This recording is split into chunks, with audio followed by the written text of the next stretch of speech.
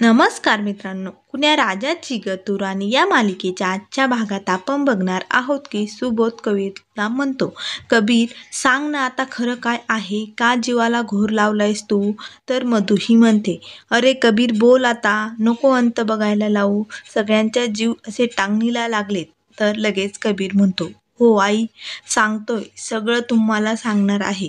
खरं तर मी हे सर्व आधीच सांगायला हवं होतं. आता हे सर्व सांगण्याची वेळ आली. तर इकडे मृण्मयीला हॉस्पिटलला आणलेले असते. तर लगेच मृण्मयीची परिस्थिती खूपच अवघड असते. तिच्या डोक्याला मार लागलेला असतो, त्यामुळे तिच्या डोक्याला कोच पडून रक्त खूप वाहत असते. तर लगेच माया म्हणते, डॉक्टर डॉक्टर असे आवाज देत असते आणि पटकन पेशंटला ॲडमिट करा असे सांगत असते. मात्र लगेच ते नर्स म्हणतात, नाही, काही फॉर्मॅलिटीज पूर्ण केल्याशिवाय आम्ही पेशंटला ॲडमिट नाही करू शकत. तर हे ऐकून माया खूपच भडकते. मग माया लगेच म्हणते, अहो इथे माझ्या मुलीला अस्थमाचा अटॅक आलाय आणि तुमच्या आलंय कुठल्या फॉर्मॅलिटीज, ॲडमिट करा आधी तिला. तर डॉक्टर म्हणतात, नाही, त्या फॉर्मॅलिटीज पूर्ण झाल्याशिवाय ॲडमिट नाही करू शकत. तर माया लगेच पैशाचा बंडल घेते आणि त्यांच्या हातात देते आणि म्हणते, ह्याच ना तुमच्या फॉर्मॅलिटीज, घे. तर सर्वेश म्हणतो, माया गप्प बैस, तू काय वेडी झालीस का? तर लगेच सर्वेश त्या हॉस्पिटलच्या साहेबांना फोन करतो आणि डॉक्टरांशी बोलणं करायला लावतो. तर डॉक्टर म्हणतात, ठीक आहे, हे आपले घरचीच माणसं आहे, साहेबांच्या अगदी जवळचे, त्यामुळे लगेच पेशंटला ॲडमिट करा आणि उपचार सुरू करा. मग लगेच मृण्मयीला आतमध्ये घेऊन जातात. तर माया म्हणते, सासूबाई, माझ्या मृण्मयीला काही होणार तर नाही ना? तर लगेच सर्वेशची आई म्हणते, अगं माया, भानावर ये, नातेवाईकांना सावध राहावं लागतं, तू तर खूपच घाबरून गेली. तर माया म्हणते, एवढे पैसे असून सुद्धा मी माझ्या मृण्मयीसाठी काही करू शकत नाही, ती खूप रडत असते. तर डॉक्टर म्हणतात, आम्हाला पेशंटबद्दल थोडी माहिती द्या, परिस्थिती जरा नाजूक आहे. तर लगेच माया म्हणते, सर्वेश बघ ना डॉक्टर काय बोलतायत. तर सर्वेश म्हणतो, डॉक्टर काय झालंय? तर लगेच डॉक्टर म्हणतात, डोक्याला खूप मार लागलाय, त्यामुळे ब्लड खूप कमी होत आहे आणि तसंही कशाचा एवढा त्रास झालाय म्हणून एवढा मोठा अटॅक आलाय त्यांना. तर लगेच माया म्हणते, हे सर्व त्या कबीरमुळे झालेलं आहे. तर लगेच डॉक्टर म्हणतात, ठीक आहे, आम्ही बघतो, व तिथून आतमध्ये जातात. तर लगेच सर्वेश मधूला फोन लावतो आणि म्हणतो, मधू, कबीर कुठे? तर लगेच इकडे रेशीम म्हणते, काय झाले मधू काकू? तर लगेच सर्वेश तिला सांगत असतो की मृण्मयीला अस्थमाचा अटॅक आलेला आहे आणि तिच्या डोक्याला खूप मार लागलाय आणि खूप रक्त वाहत आहे, तिला हॉस्पिटलमध्ये ॲडमिट केलेलं आहे, कबीरला लवकर हॉस्पिटलला यायला सांग, असे सर्वेश मधूला सांगतो व लगेच फोन ठेवतो. तर लगेच कबीरचे बाबा म्हणतात, अगं मधू काय झाले? सर्वजण मधूला विचारत असतात, काय झाले? तर मधू त्या धक्क्यानेच खाली बसते आणि कबीरकडे बघत असते. तर कबीर म्हणतो, आई काय झाले सांग ना? तर सर्वजण मधूला विचारत असतात. तर काकूही म्हणतात, अगं मधू तू तरी बोल आता, कबीरसारखी तूही का गप्प बसली?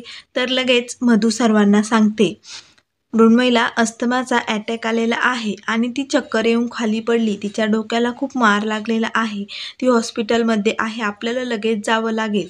तर इकडे हॉस्पिटलमध्ये सर्वजण धावत पळतच येतात. तर लगेच मधू विचारते, दादा अचानक काय झालंय मृण्मयीला? तर सर्वेश म्हणतो, अगं अस्थमाचा अटॅक आलाय तिला, ICUमध्ये ॲडमिट आहे, चक्कर आली, तिच्या कपाळाला खूप मोठी कोच पडली, डोक्याला खूप मार लागलाय, खूप रक्त वाहतंय. तर लगेच मधू म्हणते, पण असं अचानक काय झालंय? तर लगेच माया खूप भडकते आणि म्हणते, तो काय सांगणार तुम्हाला? व लगेच उठून कबीरपाशी जाते आणि कबीरला म्हणते, तुला भेटायला आली होती ना मृण्मयी तुझ्या घरी, मग काय बोललास तू तिला? बोल काहीतरी. तर लगेच कबीरचे बाबा म्हणतात, आम्ही पण त्याला विचारतोय पण तो काही सांगतच नाही. तर मधू म्हणते, वहिनी तुम्ही शांत व्हा, आम्ही आधी मृण्मयीला भेटून येतो, चला हो. तर लगेच माया म्हणते, थांबा, कोणीही तिथे जायचं नाही, आधी तिथे काय झालं हे मला ह्या कबीरच्या तोंडून ऐकायचंय, त्याशिवाय मी कोणालाही मृण्मयीला भेटू देणार नाही. तर वहिनी म्हणतात, हे बघा माया वहिनी, शांत व्हा, स्थिर होऊ द्या सगळं, मग आपण बोलू. तर रेशीम म्हणते, हो माया मामी प्लीज इथे नको. तर लगेच माया म्हणते, गप्प बैस, तुमच्या फॅमिलीची सवयच आहे, नंतर सांगू म्हणतात आणि पळून जातात. तर सर्वेश म्हणतो, माया जरा संयम ठेव, शांत हो. तर लगेच माया म्हणते, सर्वेश कधी संयम ठेव ठेवायचा आणि कधी कोणाला धारेवर धरायचं हे मला चांगलंच कळतंय. कबीर, खरं सांग, काय बोललायस तू माझ्या मुलीला? तिला एवढा शॉक बसलाय. तर सर्वेश म्हणतो, माया शांत हो जरा. तर लगेच माया म्हणते, नाही बसणार मी शांत. तर लगेच कबीरचे बाबा म्हणतात, आता तरी बोल कबीर. तर माया म्हणते, याचा अर्थ आपण समजायचा असतो. काय मग कबीर, कोणीतरी दुसरी मुलगी आली का काय तुझ्या आयुष्यात? तर लगेच सर्वेश म्हणतो, माया काय बोलतेस तू? एवढी टोकाची भूमिका घ्यायची गरज नाहीये. आपण काय आज ओळखतोय का कबीरला? तर लगेच सर्वेश कबीरला म्हणतो, कबीर काय झालंय तिथे? बोल आता काहीतरी. तर लगेच माया म्हणते, मूग गिळून बसलाय तो. नीचपणा केलायस तू माझ्या मृण्मयीबरोबर. काहीतरी बोल आता. तर लगेच गुंजा मनाशीच म्हणते, देवी आई हे सर्व काय होऊन बसलंय? तर लगेच माया कबीरला जाब विचारत असते. तर लगेच सर्वेशची आई म्हणते, हे बघ माया, धीर सोडू नको, शांत हो. आणि मला असं वाटतंय आता कोणीही कबीरवर दबाव आणू नये. त्याचा चेहराही बघा कसा झालाय. त्यालाही त्रास होत आहे मृण्मयीला अशा अवस्थेत बघून. त्यामुळे आता कोणीही काहीच बोलू नका. आणि माया व सर्वेश तुम्ही भावनेच्या आहारी जाऊन तोल गमावून बसू नका असे सर्वांना सांगत असते. तर लगेच माया म्हणते, सासूबाई हा सगळा तुमचाच गोतावळा आहे. सर्वेश तुमचा मुलगा आणि ही मधू तुमची मानलेली मुलगी. त्यामुळे या सर्वांना जाब विचारायचा सोडून तुम्ही टाळाटाळ करताय. तर लगेच सर्वेश म्हणतो, माया तू कुणाशी बोलते? भानावर आहे का? तर लगेच माया म्हणते, हो मी भानावरच आहे. हे सगळे लोक ना माझ्या संसाराला लागलेले जळू आहेत, जळू.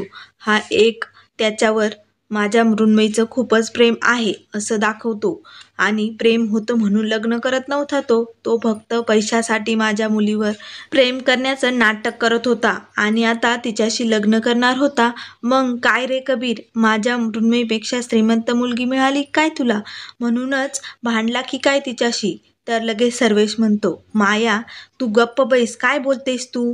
तर लगेच माया म्हणते, हो तुझ्या या बहिणीला झोपडी बांधून दिली आणि लगेच ती महाल बांधवण्याचा प्रयत्न करते. तर लगेच सर्वेश म्हणतो, अगं माया शांत हो, काय बोलतेस तू? तर लगेच माया म्हणते, हो तुझ्या बहिणीने नाही का कबीरला आपल्या घरचा वारस बनवायचं ठरवलं होतं. पैशासाठीच करतात ते सर्व. तर लगेच माया खूप भडकलेली असते. ती कबीरवर जोरात ओरडते आणि म्हणते, बोल कबीर, काय केले माझ्या मृण्मयीबरोबर? तर लगेच गुंजा म्हणते, देवी आई हे सर्व काय होऊन बसलंय? साहेबा कशाला सांगितलं तुम्ही हे सर्व काही? तर लगेच गुंजा म्हणते, काकी मी काही बोलू का? तर लगेच माया म्हणते, ए मुली तू गप्प बैस. माझ्याबरोबर नातं जोडायला निघाली की काय तू? माझे सँडल पुसण्याची सुद्धा लायकी नाहीये तुझी. तर लगेच मधू म्हणते, अहो वहिनी आता तिने काय केलंय? त्या बिचारीचा काय दोष? तर लगेच माया म्हणते, ती आल्यापासूनच माझ्या मृण्मयीच्या आयुष्याला ग्रहण लागलं आहे. ती जेव्हापासून तुमच्या घरात आली ना तेव्हापासून माझ्या मृण्मयीच्या मागेच लागली. हिचं रक्तच नासकं आहे. आणि असे गुंजाला खूप जोरात ओरडून म्हणते. तर लगेच सर्वेश म्हणतो, माया आवर स्वतःला, जरा लाज बाळग. हे काय बोलते तू? हे एक आईचं बोलणं नाहीये. तर माया म्हणते, लाज बाळगायची ना मग तुझ्या मधुताईला सांग. आपण मदत करायला गेलो म्हणून लगेच हात ओढून घ्यायचा नसतो. तर लगेच सर्वेश म्हणतो, माया संयम आवर तू. तर सर्वेशला आता मायाचा खूपच राग आलेला असतो. त्यामुळे लगेच सर्वेश पुढे जातो आणि मायाच्या खाडकन कानाखाली ठेवतो. तर हे बघून सर्वांना खूप मोठा धक्का बसतो. तर लगेच माया म्हणते, सर्वेश तू मला मारलंस? तर लगेच सर्वेश म्हणतो, हो तू तुझा भान विसरून काय काय बोलते माया, त्यामुळे आता मी हे सहन करू शकत नाही.